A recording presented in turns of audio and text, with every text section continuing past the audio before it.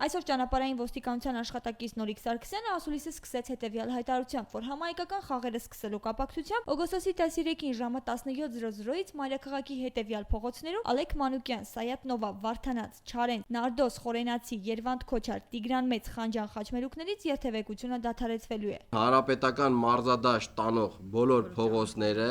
իմ կողմից թելադրված խաչմերուկներից սկսած ժամը 17:00-ից փակվելու են, ընդհանրապես երթևեկությունը արգելվելու է մինչև միջոցառման ավարտը։ Նաև կուզեմ խնդրել մեր վարորդներին, որ տեղյակ լինեն բացի այն, որ երթևեկությունն է դադարեցվելու, եթե այդ փողոցներում ունեն կանգնեցրած կայանած տրանսպորտային միջոցներ, խնդրում եմ բոլորին մոտենան եւ 17:00-ից դուրս բերեն իրենց տրանսպորտային միջոցները, այլապես կդիմենք համապատասխան միջոցների։ Ոլորտի ներկայացուցիչը լրագրողներին ներկայացրեց ճանապարհատրանսպորտային պատահարների վերջին 7 ամսվա տվյալները, ըստ որի օգոստոսի 8-ի դրությամբ պետական հաշվառմանն է վերցվել 1206 ճանապարհատրանսպորտային պատահար, որոնց հետևանքով զոհվել է 156 մարդ, իսկ մարմնական վնասվածք է ստացել 1794-ը։ Նախորդ տարվա նույն ժամանակահատվածի հետ համեմատությամբ այս տարի պատահարների քանակն աճել է 166-ով, զոհերի թիվը 8-ով, իսկ վիրավորներին է 388-ով։ Արդեն 2 տարի է մենք մեր առջև խնդիր ենք դրել ամեն ինչ անել զոհերի թիվը կրճատելու, պատահարների հետևանքով զոհերի թիվը նվազեցնելու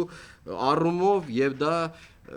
ինչ-որ ձևով ստացվել է ճանապարհային ոստիկանության մոտ, ընդհանուր պատկերը նորմալ է։ Ոստիկանության ներկայացուցիչը պատահարների ավելացումը կապեց ԱՊԱ համակարգի ներդրման հետ։ Եթե նախկինում թեթև մարմնական վնասվածքների դեպքում մարդիկ խուսափում էին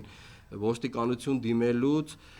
մեկը մյուսի հետ փոխհամաձայնության գալով հեռանում էին դեպքի վայրից, նույնիսկ մեր տեսադաշտից դրանք հեռու են մնում, ներկայումս ամենամեղմ, ամենաթույլ մարմնական վնասվածքով ճանապարհատրանսպորտային պատահարը դիմում է ճանապարհային ոստիկանություն, դիմում է ԱՊԱ կազմակերպությանը, փորձում է իր իրավունքներից օգտվել։ Այսինքն որևիցե պատահար, նույնիսկ մի թեթև քերծված ստացած մարդու դեպքում որևիցե պատահար դուրս չի մնում պետական հաշվառումից, ընդամենը դրանով է պայմանավորված